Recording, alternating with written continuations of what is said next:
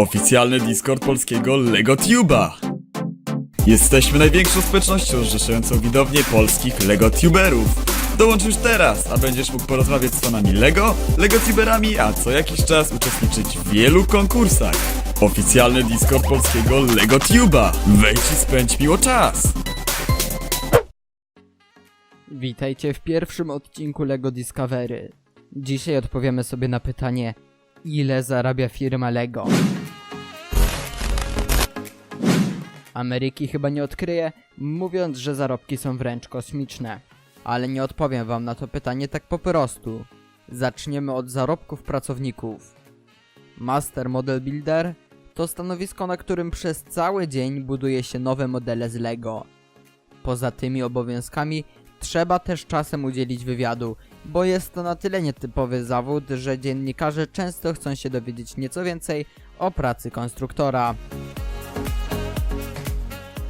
Zatem składanie klocków i wywiady stanowią w zasadzie całość pracy na tym stanowisku. Prawdziwa praca marzeń, która sprawia, że można czuć się dzieckiem przez całą dorosłość. Prawda? Aby dostać taką pracę, trzeba czekać na moment, aż firma ogłosi rekrutację.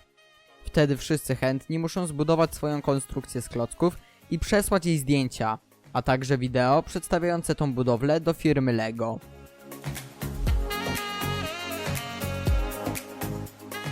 Najlepsi zostaną zaproszeni na rozmowy kwalifikacyjne.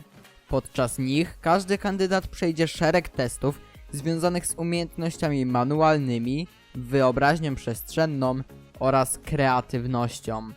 Szczęśliwiec, który zdobędzie etat, dołączy do ekipy dopiero w następnym roku. Wymagania są dość nietypowe. Nie potrzeba tu specjalistycznego wykształcenia, a poziom znajomości angielskiego musi jedynie wystarczać na zrozumienie poleceń. Za to trzeba być uważnym, mieć świetną pamięć i doświadczenie w rękodziele. Trzeba też doskonale znać klocki LEGO. Wynagrodzenie wynosi $12 na godzinę. W przeliczeniu na polską walutę będzie to około 45 zł za godzinę. Zakładając, że osoba na tym stanowisku pracuje 8 godzin, możemy śmiało rzec, dzienne zarobki Master Model Buildera to 360 zł. Teraz łatwo możemy obliczyć jego miesięczne wynagrodzenie. Taki pracownik w ciągu miesiąca zarabia aż 7200 zł. Do tego dochodzi darmowe ubezpieczenie, opieka medyczna, darmowe wejście na teren parku dla całej rodziny oraz zniżka na produkty LEGO. Teraz to już chyba każdy musi mi przyznać. Praca marzeń. Zapewne zastanawiacie się też, ile firma zarabia na zestawie.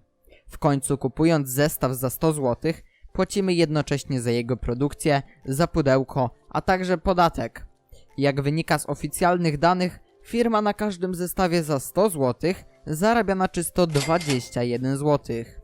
Czyli jak widzicie niezbyt dużo, aczkolwiek biorąc pod uwagę to, w jakich ilościach klocki się sprzedają, no to kwoty wychodzą już kosmiczne. Dobrze więc, przejdźmy teraz do zarobków samej firmy. Jak pewnie wszyscy wiedzą, ceny do najniższych nie należą, co wiąże się też ze sporymi zarobkami. W roku 2014 zarobki firmy LEGO wynosiły 7 miliardów duńskich koron, co w przeliczeniu na polską walutę daje nam lekko ponad 4 miliardy polskich złotych. Jest to naprawdę potężna kwota. Zważając na fakt, że pieniądze przeznaczone na produkcję klocków liczone są osobno. Czyli wygląda to tak, jakbyście dostali od rodziców 4 miliardy kieszonkowego, które możecie wydać na co chcecie, gdyż jedzenie i ubrania macie opłacone z zupełnie innych pieniędzy. W 2015 roku zarobki wzrosły o aż 31%. Wynosiły one wtedy 9,2 miliarda koron, czyli prawie 5,5 miliarda złotych. I jak myślicie? Zarobki z roku na rok są coraz większe? Otóż nie. W 2016 roku pieniądze zarobione przez firmę były mniejsze niż w roku poprzednim. Niewiele, ale jednak mniejsze. W 2017 znów zmalały. W 2018 zarobki się nieco poprawiły i były zbliżone do tych sprzed 2 lat, czyli okolice 5 miliardów złotych.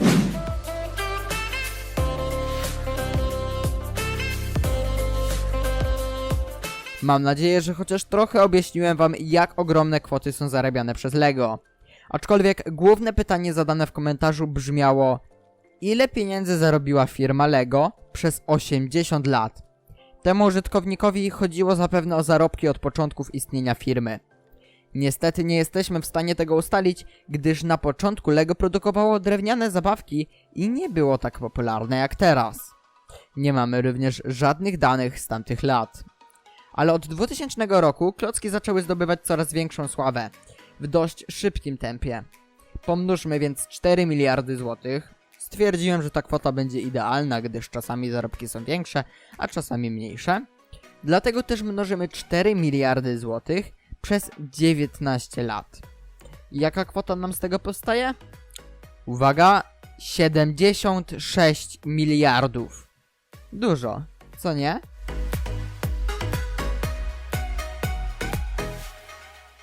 To by było na tyle. Mam nadzieję, że odcinek wam się spodobał. W komentarzach możecie pisać swoje kolejne pytania, na które w przyszłych odcinkach serii LEGO Discovery odpowiem. Do zobaczenia!